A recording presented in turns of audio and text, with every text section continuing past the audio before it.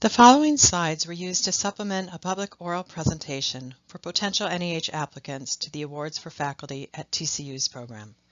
They are not intended to provide complete information about the program, and they do not constitute an official statement of NEH policy. For current information about this NEH program, including eligibility requirements and the dates of deadlines, please consult the Notice of Funding Opportunity posted on the NEH website. Hello, and thank you for watching this webinar about the National Endowment for the Humanities Awards for Faculty at Tribal Colleges and Universities program. The Notice of Funding Opportunity for the program is posted, and applications can now be submitted.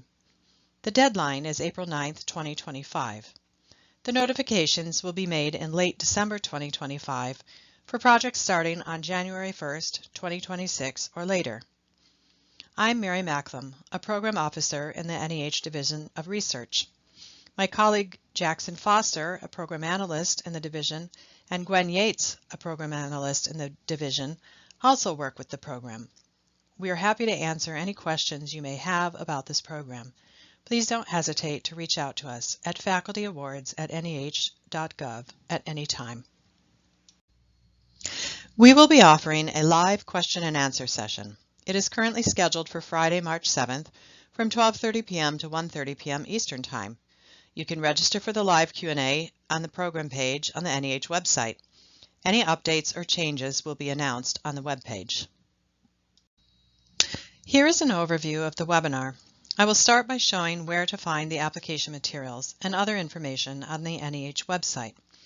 I will then provide an overview of the program, address who's eligible to apply, the scope of the program, provide guidance on the types of projects the program can support, give examples of some previously supported projects, take a look at additional program details, address how reviewers will assess your application, and describe the contents of an application.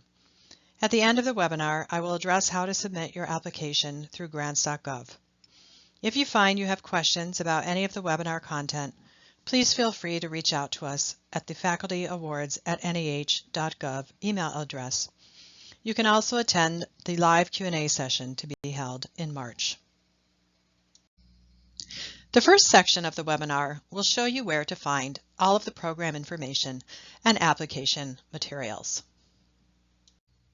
On this slide, you will see a link to the NEH Awards for Faculty program page on the NEH website.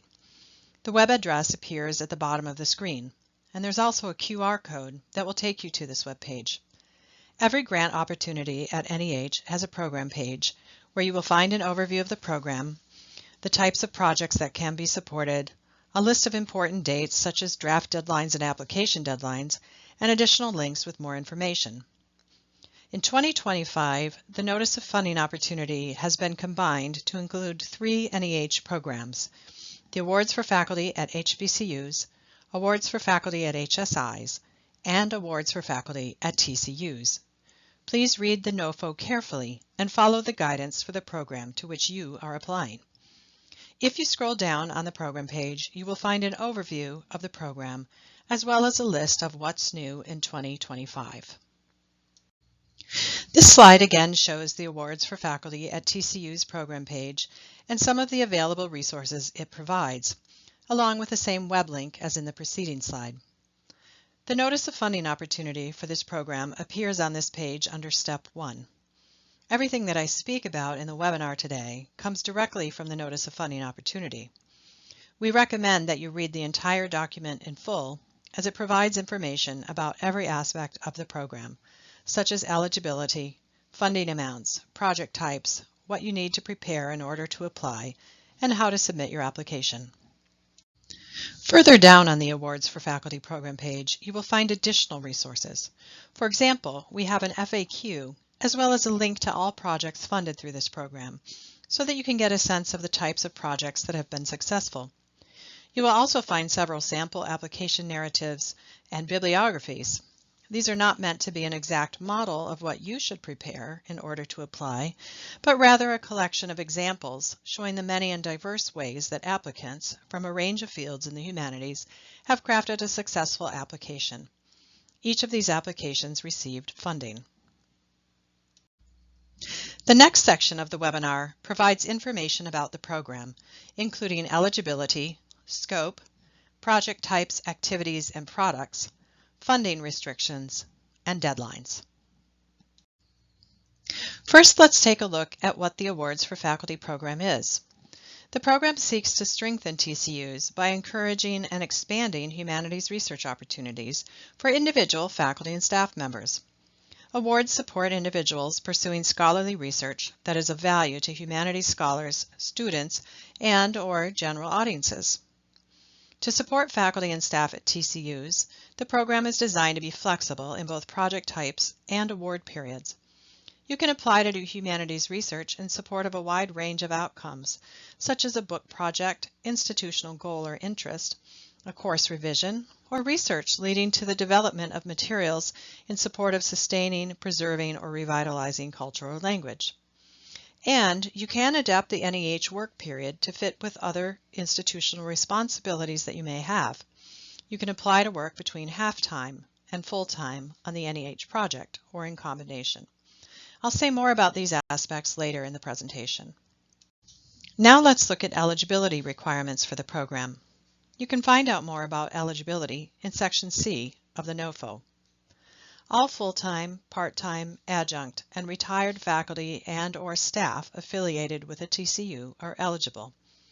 If you are retired, you must not be affiliated with another institution at the time of application. The program is open to U.S. citizens and to foreign nationals who have been living in the U.S. for the 3 years preceding the April 9, 2025 application deadline. No advanced degree is required. However, you may not be currently enrolled in a degree program. If you have satisfied all the requirements for a degree and are only awaiting its conferral, you must include a letter from the dean of the conferring school or your department chair attesting to your status as of the application deadline, so April 9, 2025. If you're not sure if you are affiliated with an eligible TCU, NEH suggests that you check with staff at your institution. You can also check the American Indian Higher Education Consortium website, and we have a link for that in the Notice of Funding Opportunity. What is the scope of the program? It's important to know that this program supports humanities research in all areas of the humanities, regardless of geographic or chronological focus. Projects may also include research that sustains and strengthens tribal languages and/or cultural traditions and supports students and the community. Projects can be designed for various audiences, whether other scholars, students, or the local community. Remember that this program supports individuals conducting humanities research. NEH has additional programs for 2 or more individuals working together, or for projects more focused on humanities pedagogy and curriculum development. You can reach out to us at the facultyawards@neh.gov email box if you have questions about whether your project fits best with this program or another NEH program. Because this program supports individual researchers, please be aware that funds go directly to the individual faculty or staff member. Awards support between 2 to 12 months, full-time equivalent. You can opt to work part-time. The award amount is $5,000 per full-time month, up to $60,000 for 12 months full-time equivalent. The period of performance must be continuous. No cost sharing is required, and no indirect costs are allowed. Given the scope of the program regarding research in the humanities, I wanted to give you some additional context about how NEH defines the humanities. The NEH and the NEA were created by Congress in 1965. Our definition begins with the agency's founding legislation. The humanities fields on this slide come directly from the National Foundation on the Arts and Humanities Act of 1965, and it reads as follows, quote, "The term humanities includes, but is not limited to, the study of the following: language, both modern and classical, linguistics, literature, history, jurisprudence, philosophy, archaeology, comparative religion, ethics, the history, criticism, and theory of the arts, those aspects of social sciences which have humanistic content and employ humanistic methods, and the study and application of the humanities to the human environment with particular attention to reflecting our diverse heritage, traditions, and history, and to the relevance of the humanities to the current conditions of national life." End quote.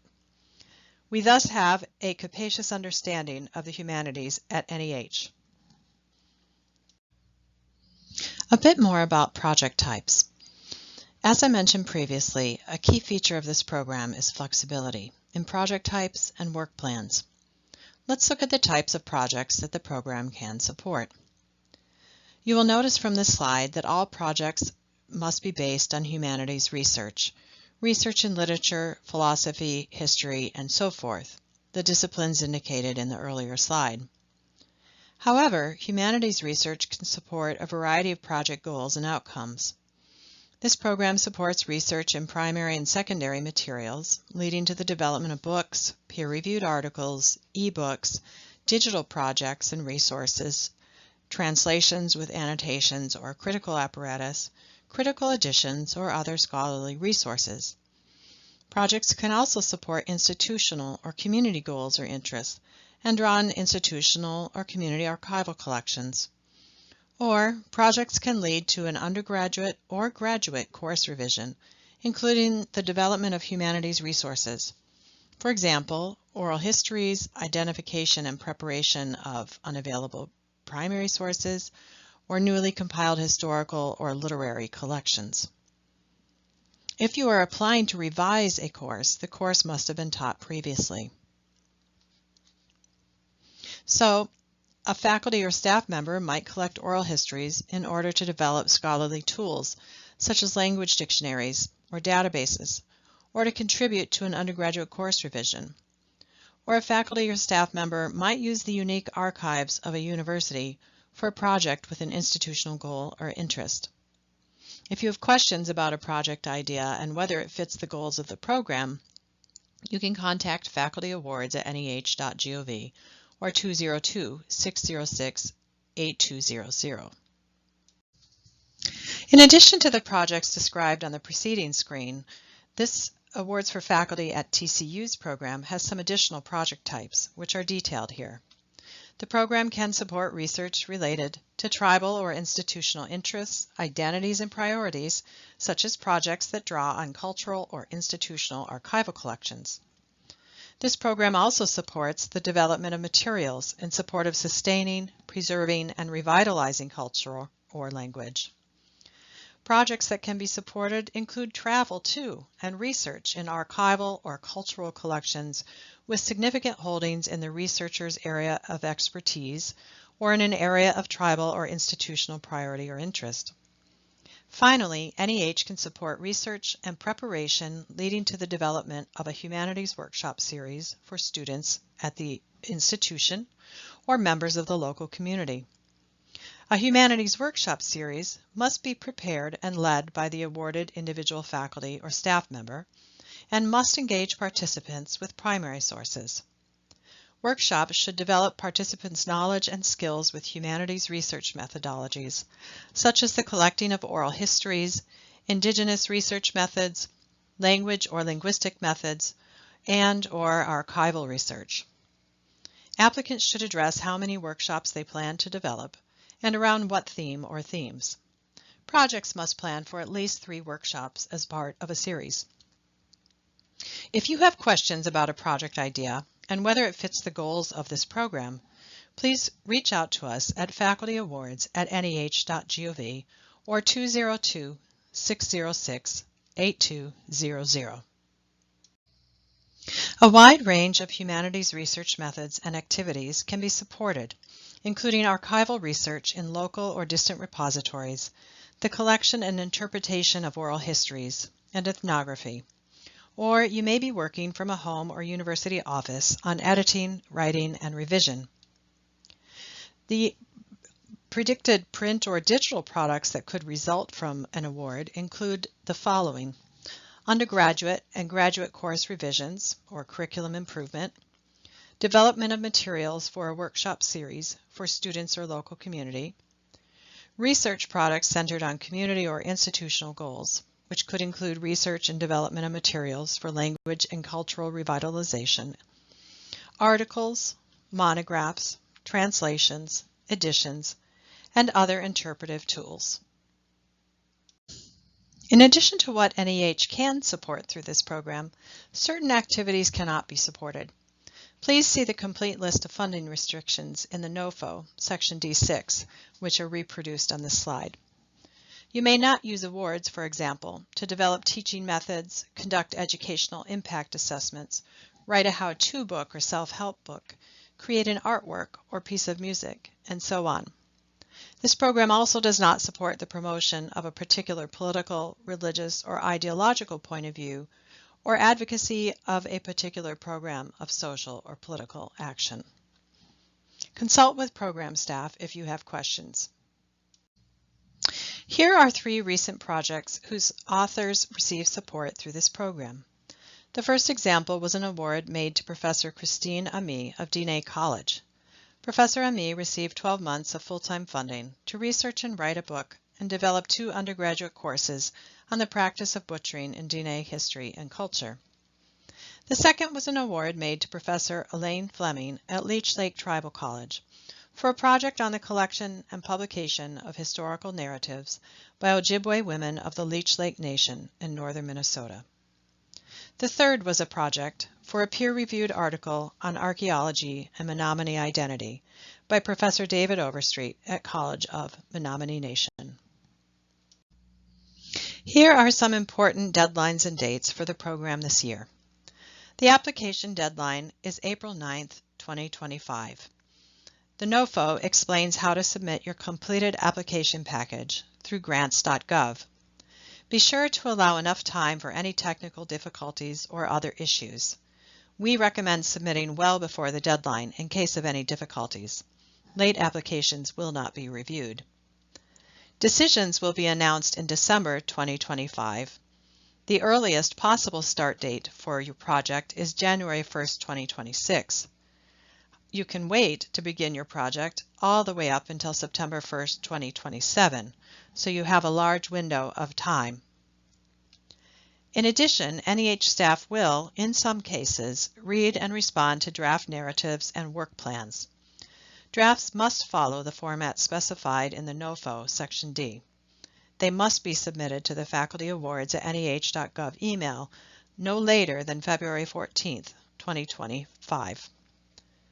New this year, staff will only review drafts submitted by applicants affiliated with eligible institutions that are not classified by the Carnegie classification system as doctoral universities, very high research activity. Please see the NOFO for full information about this. The third section of the webinar will provide an overview of the application materials and briefly touch on the review criteria for the program. Full information about these topics appears in the NOFO. This slide shows the table of contents to the Notice of Funding Opportunity. This part of the webinar looks particularly at Section D and E of the NOFO. Please see the NOFO for full details on this content. A reminder that application files must be submitted to grants.gov as PDFs or they will be rejected. The program webpage link appears once again on this slide. Here is a screenshot from the NOFO, Section D2. The NOFO provides an application component table, a list of the items that you need to submit by the April 9th, 2025 deadline as part of your application package.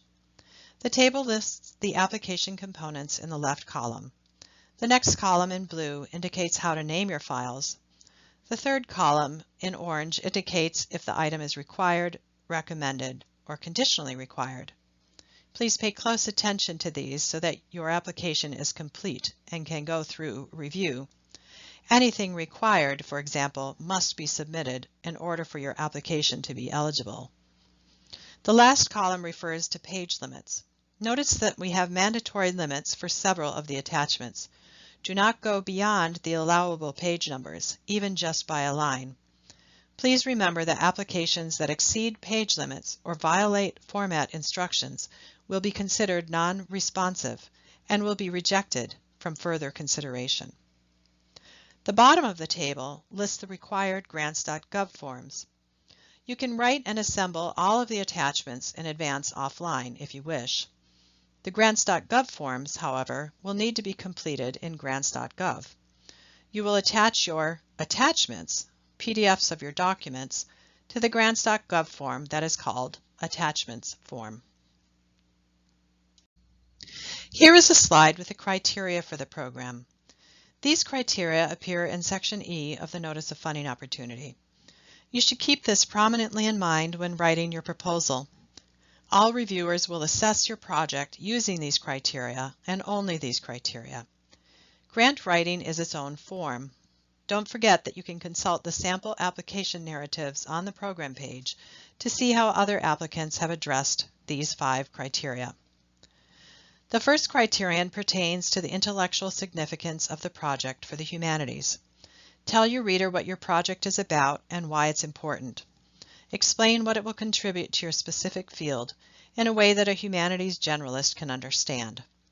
You should also situate your project in the broader context of humanities research and knowledge.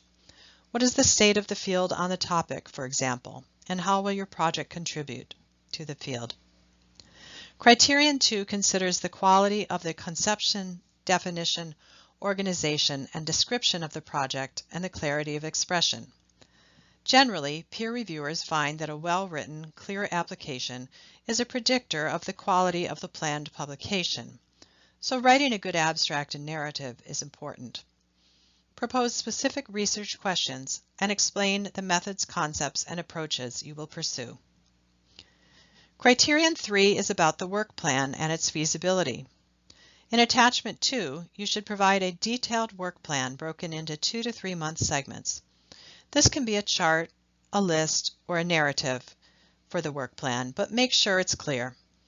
Your work plan should clearly state whether you are seeking part-time, full-time, or a combination of support.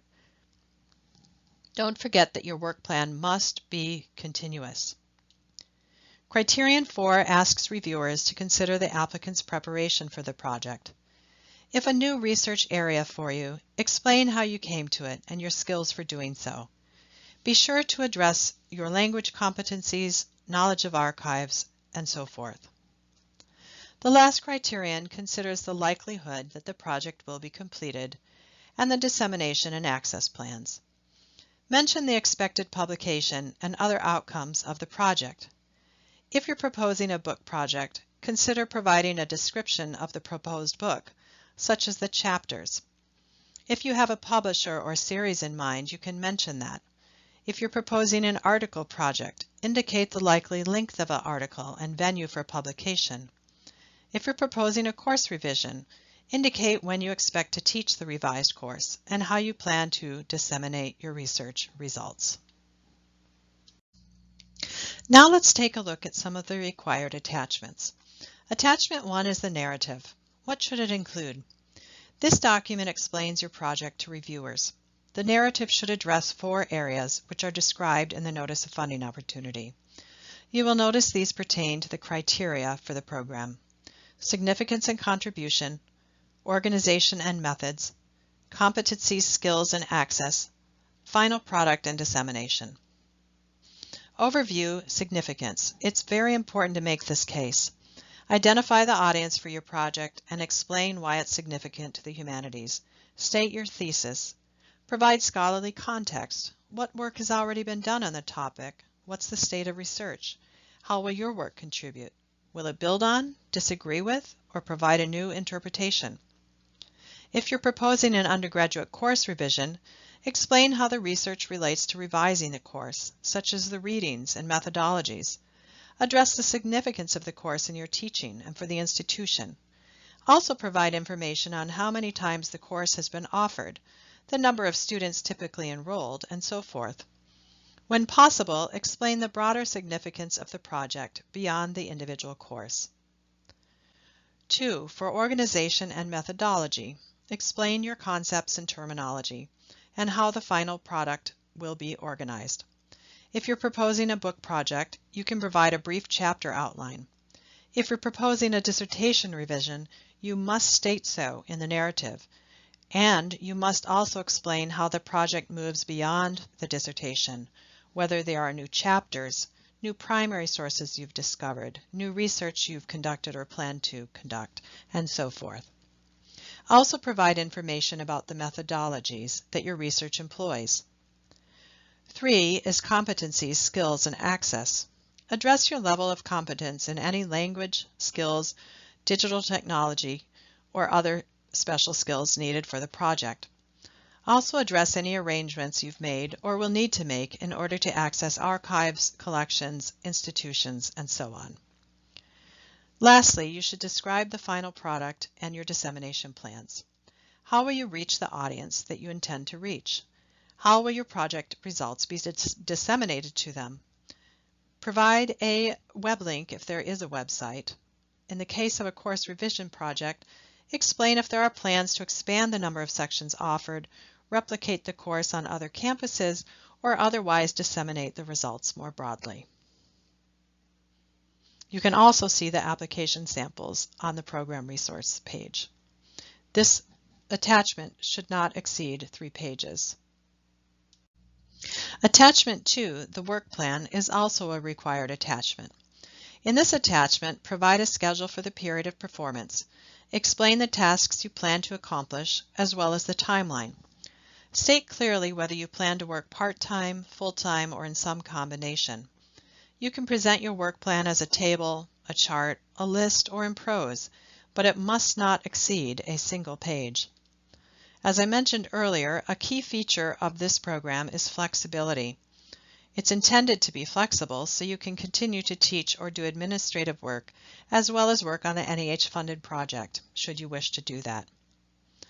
However, in this program, applicants may work between half-time and full-time on a project, or in some combination. Please remember the period of performance must be continuous. The award tenure is between 2 to 12 months, full-time equivalent. If you are proposing part-time work, it is especially important that you specify the fraction of time you will devote to the project and indicate if you will receive course releases and so on. What does NEH mean by part-time? Part-time work is defined by NEH as at least 50% of your normal schedule.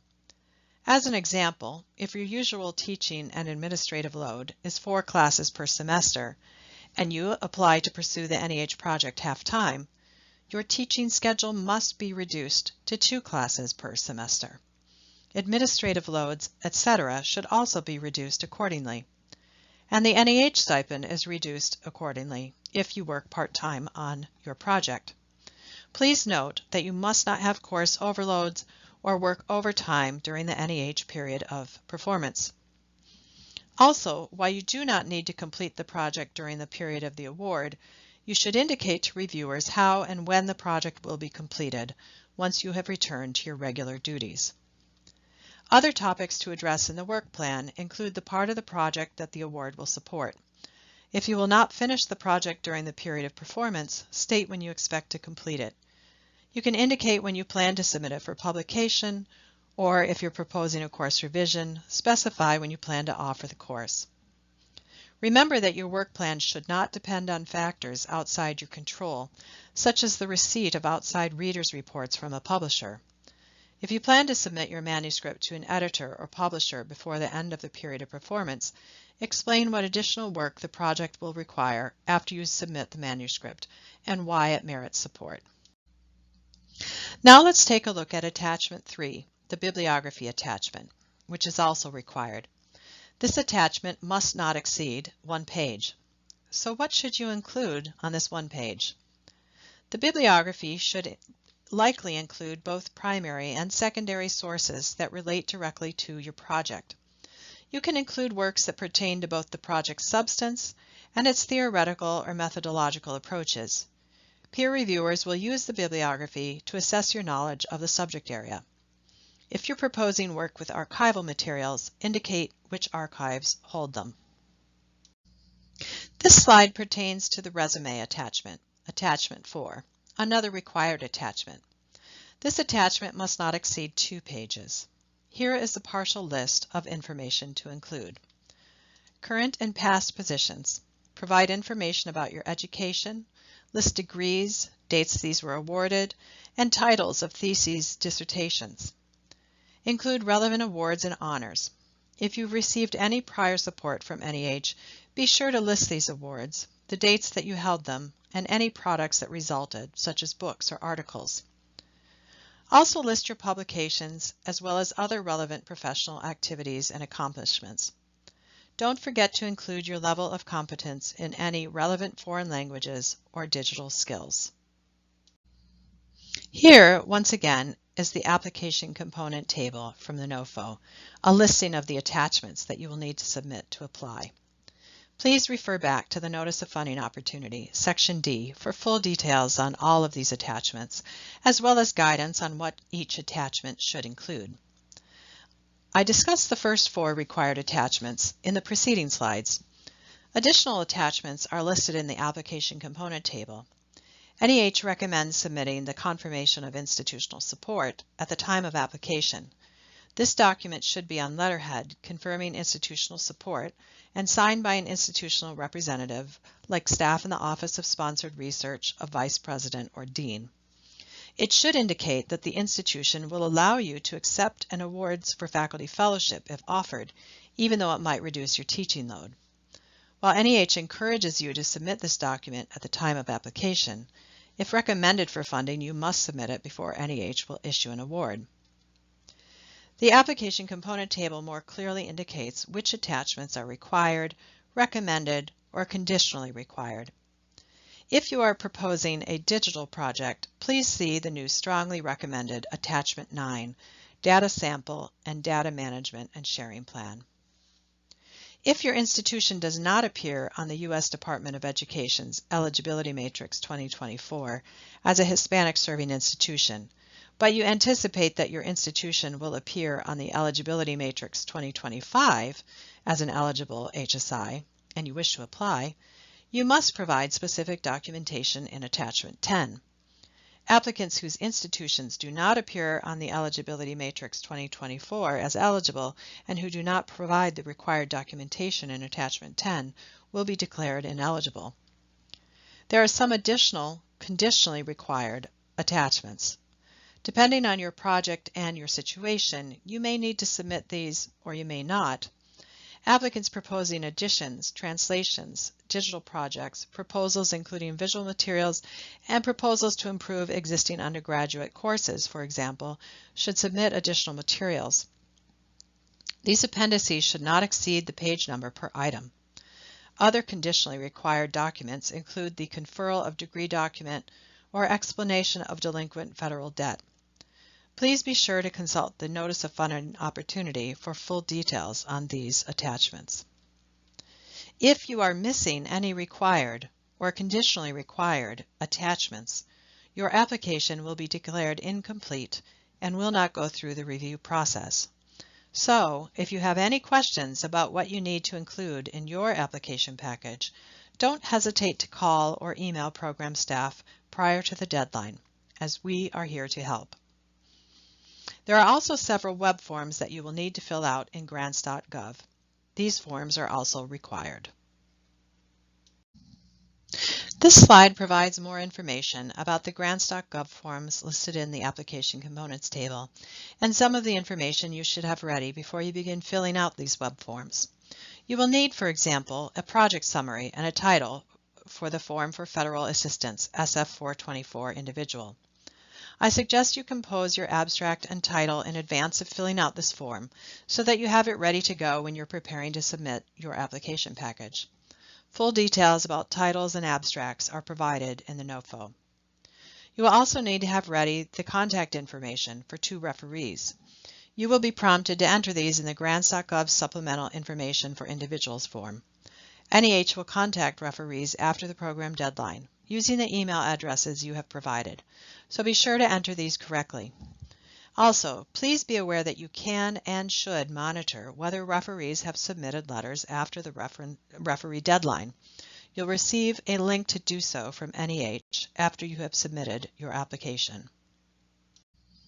The last section of the webinar provides an overview of how to submit your application to NEH. You must submit your application through grants.gov. So, once you've written and compiled all of your attachments, saved them as PDFs, and checked your application package for completeness, page limits, and so forth, you'll be ready to submit your application package. A link to grants.gov and the application package, as you may recall from the opening slides, is on the program page. Even before you've started or completed the attachments, we encourage you to create a login.gov account and also register with grants.gov. You must create a login.gov user account in order to register and log into grants.gov. Plan to do this at least a month before the program deadline. And I would suggest doing it even now to be sure that you're set up and ready to submit your application. After you create your login.gov user account and register with grants.gov, you must create an individual applicant profile in your grants.gov account. If you do not, the red Apply button will not allow you to begin applying. To set up this individual profile, log into grants.gov, click on My Account, then Manage Profiles, and then you'll be able to proceed to create an individual profile. This slide shows you the Awards for Faculty grant opportunity as listed in grants.gov. There's also a QR code that will take you to this web page. Here are some of the steps you should go through as you submit your application. You can access the application package through a link on the program resource page. The link takes you to grants.gov. Be sure to apply to the correct opportunity. We have separate opportunities for HSIs, HBCUs, and TCUs. Lastly, submit your application early to allow time for technical problems. Sometimes grants.gov gets very busy at the application deadline and there might be a delay, or you might forget to submit a required attachment. Give yourself plenty of time to check the details and correct any problems.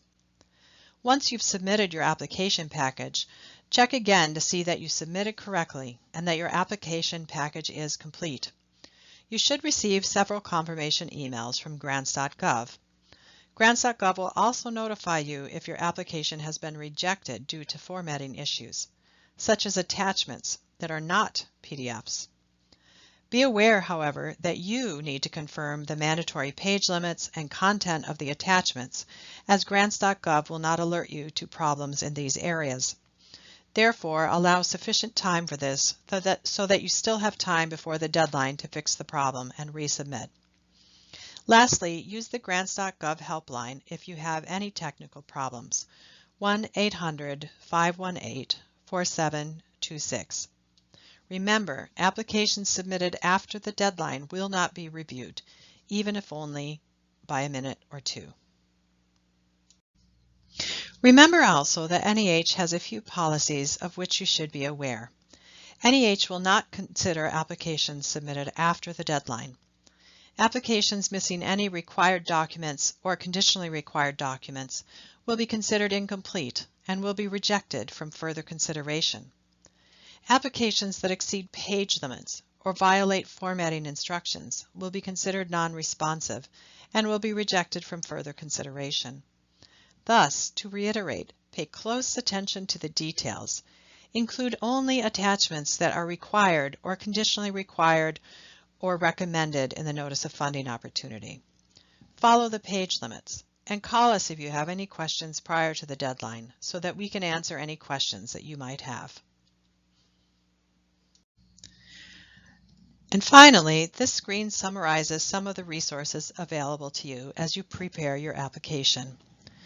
Please see the program website, as this is where you'll find the materials as noted above, the Notice of Funding opportunity, sample applications, FAQ, and a link where you can find information about previously funded projects.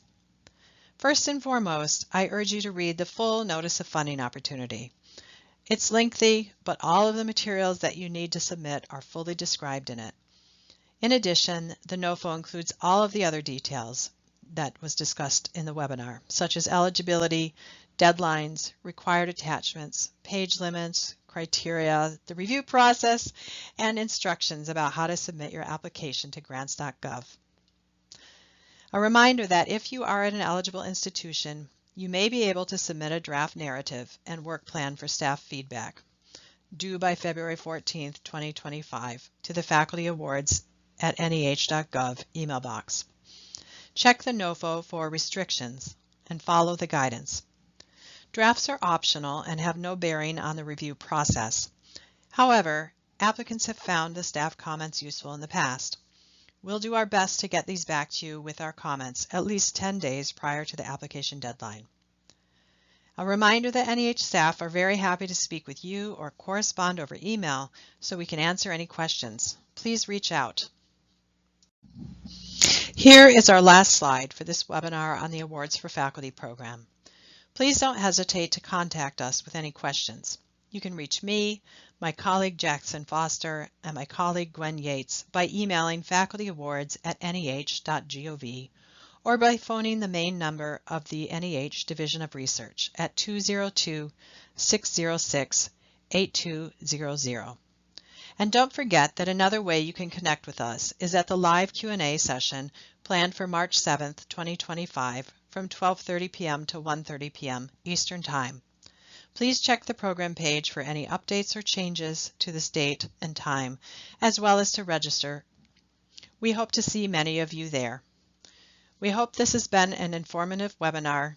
Thanks for watching, and we hope to see your applications.